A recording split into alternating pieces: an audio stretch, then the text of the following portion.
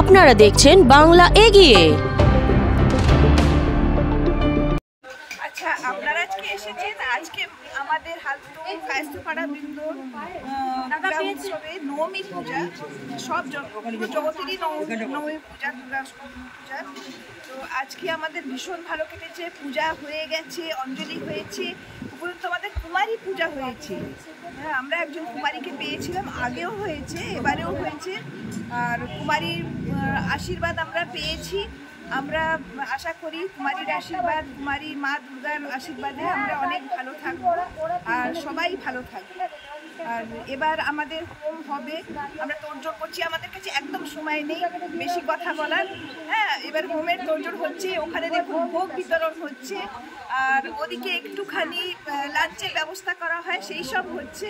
তো আমাদের প্রচণ্ড ব্যস্ততা, আমরা আর বেশি সময় দিতে পারছি না। আপনারাও আসবেন, লাঞ্চ করে যাবেন আর থাকবেন, আমাদের পুজোতে থাকবেন। আবার বিকেলবেলা আমাদের অনুষ্ঠান আছে, কিছু কিছু অনুষ্ঠান, মজার অনুষ্ঠান হবে, সেগুলো হবে, সেগুলোতেও আসবেন, থাকবেন, আমাদের সাথে থাকবেন আপনারা। ঠিক আছে? শুভ নবমী সবাইকে। কায়স্থপাড়া এটা সম্পূর্ণ মহিলা পরিচালিত দুর্গোৎসব এবং এটা আমাদের এবার ষষ্ঠ বর্ষে পদার্পণ করলো। আমাদের এখানে ভীষণ নিষ্ঠা সহকারে পুজো হয়। মানে আমি তো এত বছর বয়স হয়েছে, 70 বছর বয়স হয়েছে, এত নিষ্ঠা ভরে পুজো আমি কোথাও দেখিনি। এবং এখানে আমাদের আশেপাশে যত পরিবার আছে সব এখানে সমবেত হয় এবং খুব আমরা আনন্দের মধ্যে পুজোটা করি। আপনারা কালকেও দেখেছেন, আপনারা কভার করেছেন। আচ্ছা, আমাদের প্রতিবার একটা বৈশিষ্ট্য থাকে, সেটা হলো এখানে আমরা কুমারী পুজো করি। এখানে আমরা কুমারী পুজো করি প্রতি বছর।